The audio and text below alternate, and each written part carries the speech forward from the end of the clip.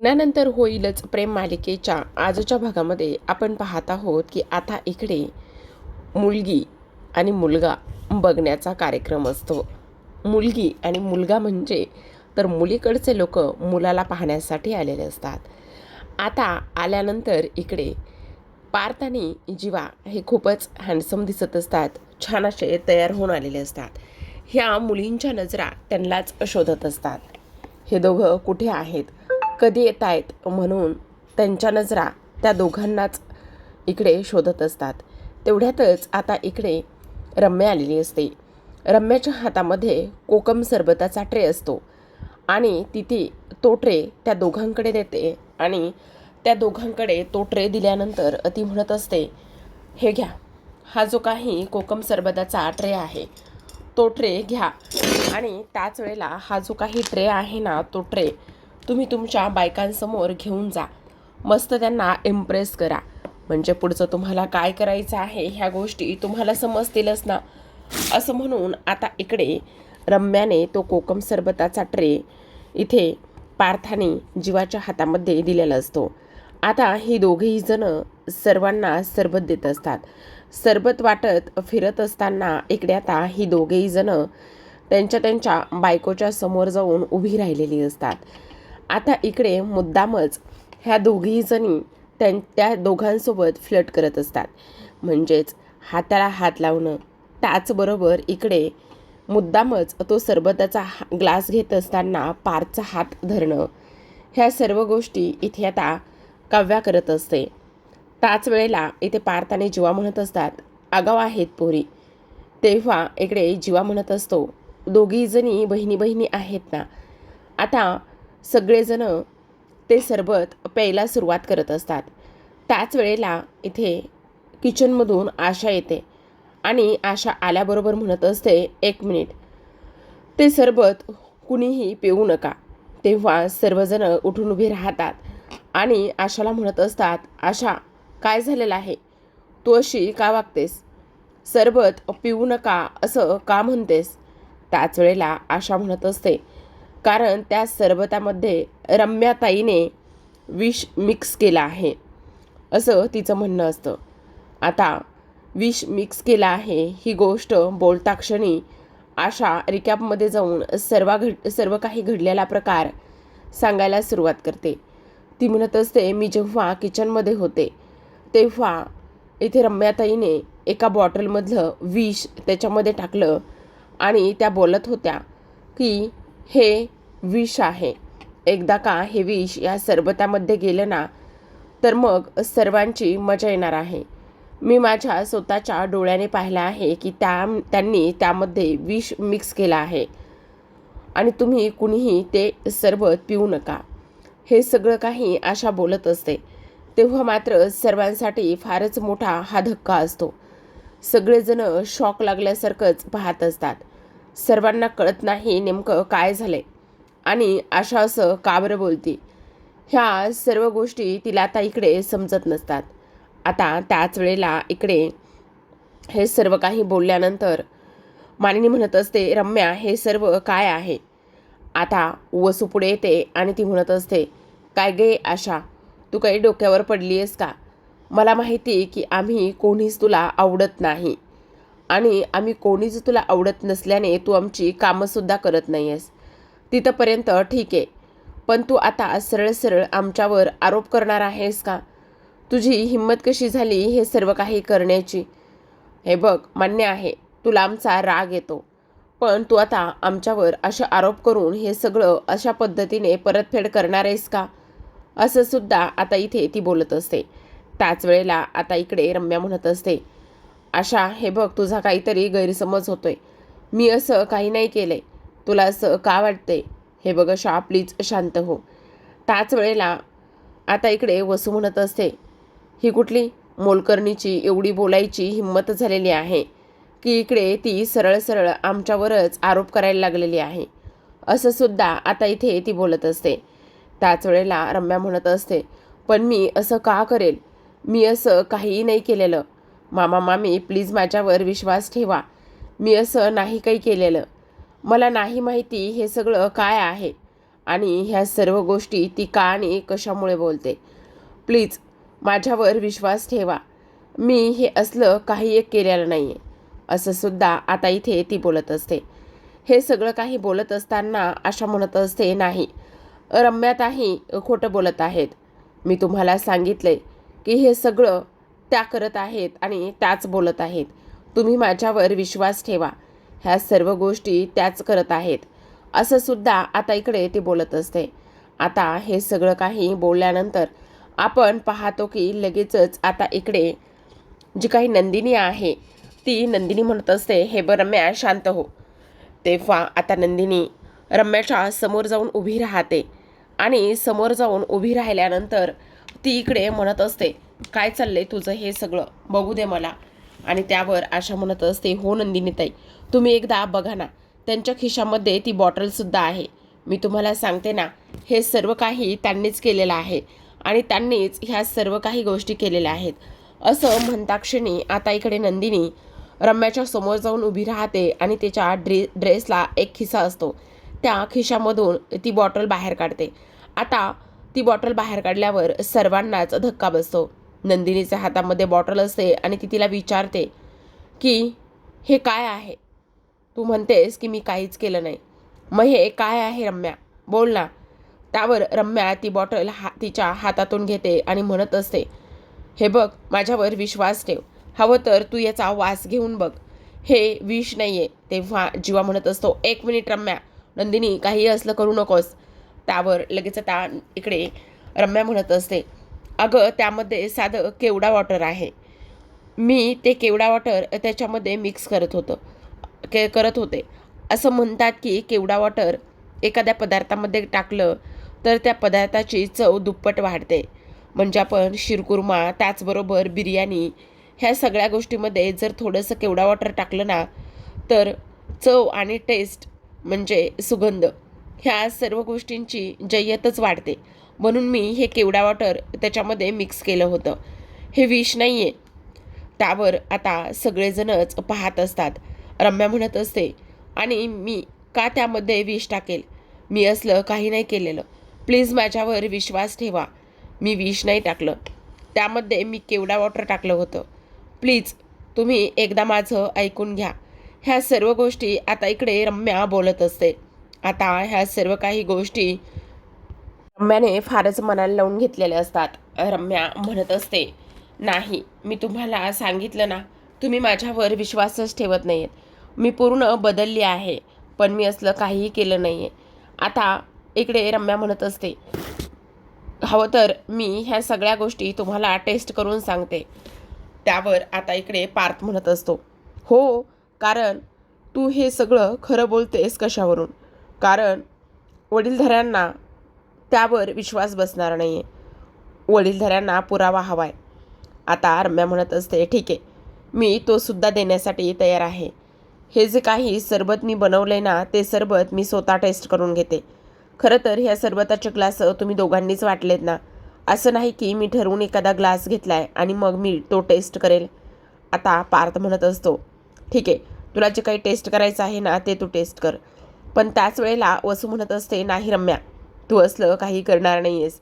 कारण वसूला माहिती असतं तिची सायको झालेली पोरगी काय करू शकते आणि कुठल्या थराला जाऊ शकते. ह्या सर्व गोष्टी तिला चांगल्याच माहिती असतात आणि त्याचमुळे ती म्हणत असते की नाही, तू हे सरबत अजिबात टेस्ट करायचं नाही आहेस. आणि त्याच वेळेला आता रम्या म्हणत असते, प्रत्येक वेळी आम्हाला सिद्ध करण्यासाठी आणि आमच्यावर इथे विश्वास कोणाचाच नाही आहे, त्याचमुळे आता मी तुम्हाला हे सगळं काही सांगत आहे. आता इकडे वसू म्हणत असते, तुम्हाला सर्वांना त्या मोलकर्णीवर विश्वास आहे, पण माझ्या मुलीवर विश्वास नाही आहे. ही गोष्ट मला काही केल्या पटतच नाही असं वसू म्हणते. पण आता रम्या मात्र ते सरबताचा ग्लास घेऊन प्यायला सुरुवात करते. आता इकडे वसू तिला अडवत असते. ती म्हणत असते, नाही नाही रम्या, नाही, अजिबात तू हा सरबताचा ग्लास घ्यायचा नाही किंवा प्यायचा नाही आहेस. शांत हो रम्या. पण रम्या म्हणत असते, नाही आई, कारण मला हे सरबत प्यावंच लागणार आहे, कारण यामध्ये काहीच नाही आई. ह्यांना असं वाटतंय की ह्याच्यामध्ये काहीतरी आहे, पण कळू दे ना, मला काहीतरी होईलच ना जर ह्यामध्ये काही असेल तर, कळू देत त्या लोकांना पण.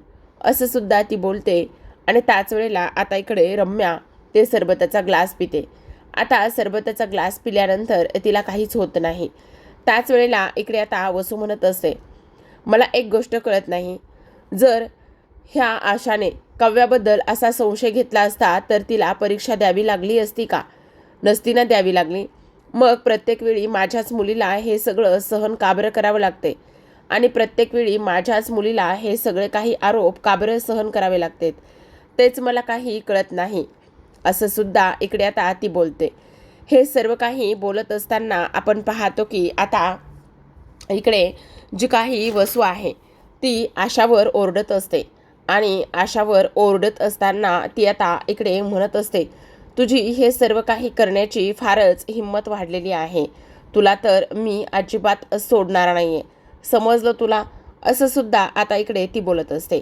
त्याच वेळेला सर्वांना वसू आता इकडे सरबत प्यायला सांगत असते. सर्वजण सरबत पितात आणि सर्वजण आता रम्याची स्तुती करत असतात. विक्रम म्हणत असतात, खरंच सरबत ना फार छान झालेला आहे. पार्थ सुद्धा म्हणतो, खरंच सरबत खूपच छान झालेलं आहे. आणि त्याच वेळेला इकडे काव्यासुद्धा म्हणते, खरंच रम्या सरबत खूप छान झाले. इथे धनंजयने सुद्धा तारीफ केलेली असते, ती म्हणजे सरबताची. खरंच त्या केवढा ऑर्डरमुळे सरबताला खूपच छान चव आली आणि सुगंधसुद्धा फार छान येतोय. नंदिनीसुद्धा रम्याला म्हणत असते, असू दे रम्या, ज्या गोष्टी झाल्या त्या गोष्टी सोडून दे. पण आता त्याच वेळेला रम्या फार रडत असते. आता मानिनी तिला म्हणत असते, हे बरं रम्या, आता शांत बस, जा बरं, रडू नकोस. तो चेहरा रडका जो झाला आहे तो धुवून ये बरं. आता रम्या चेहरा धुण्यासाठी निघून गेलेली असते. त्याच वेळेला वसूसुद्धा तिच्या पाठीपाठी निघून जाते. आता इकडे सगळेजणच एकमेकांकडे पाहतच असतात. खरं तर आता मोहितेंकडेचे म्हणत असतात, आता काय तुम्ही फक्त आणि फक्त इथे माझ्या पोरींना फक्त आणि फक्त कोकम सरबतच खाऊ घालणार आहेत की काय? म्हणजे बाकी पुढचं काही त्यांना मिळणार आहे की नाही? त्यावर आता मानिनी पोरींना म्हणत असते, हो हो हो, मिळणार तर आहेच ना. हा जो काही बघण्याचा कार्यक्रम आहे ना तो थोडासा हटके स्टाईलनेच होणार आहे. त्याच वेळेला आता मानिनी म्हणत असते, काय गे पोरींनो, तुम्हाला माझ्या ह्या पोरांना काही विचारायचं असेल तर ते तुम्ही नक्की विचारू शकता. माझी काहीच हरकत नाही आहे. तुम्हाला विचारा जर त्या पोरांना काही विचारायचं असेल तर. तेवढ्यातच आता तिथे आलेली असते आशा. आशाने इकडे बेसनाचे लाडू, वेफर्स ह्या सर्व काही गोष्टी तिथे आणून ठेवलेल्या असतात. त्याच वेळेला आता इकडे जे काही शारदा आहे ती ह्या दोघांना प्रश्न विचारायला घेते. शारदा म्हणत असते, काय रे पोरांनो, मला एक गोष्ट सांगा, तुम्हाला स्वयंपाक बनवता येतो का? त्याच वेळेला नंदिनी म्हणत असते, हो तर स्वयंपाक बनवायला येतो ना, कारण इकडे त्यांच्या आवडीचे पदार्थ त्यांना बायकोला बनवून खाऊ घालण्यामध्ये त्यांना ते माहीर आहेत आणि ते त्यांना पदार्थ बनवायला सुद्धा येतात. असं सुद्धा आता इकडे नंदिनी म्हणत असते. त्याच वेळेला आता इकडे काव्यासुद्धा म्हणत असते, इथे देशमुखांच्या पोरांना स्वयंपाक तर बनवता येतो, मग बाकी आणखी काय काय येतं, असा आता तिचा प्रश्न असतो. त्याच वेळेला विक्रमसुद्धा म्हणत असतात, हो हो हो, अगदी बरोबर आहे तुमचं, बोला बोला, तुम्हाला जे काही बोलायचं आहे ना ते सगळे काही प्रश्न इथे विचारून घ्या. त्यावर धनंजय म्हणत असतात, हो तर आता तुम्ही फक्त हे लाडू इथे आणून ठेवलेले आहेत, मग आता ते लाडू खायचे नाही का? कारण माझ्या पोटामध्ये तर भुकेने कावळे ओरडायला लागलेले आहेत. मला तर फारच भूक लागलेली आहे बाबा, मग आता ते खायचं नाही आहे का? असं आता इकडे ते बोलत असतात.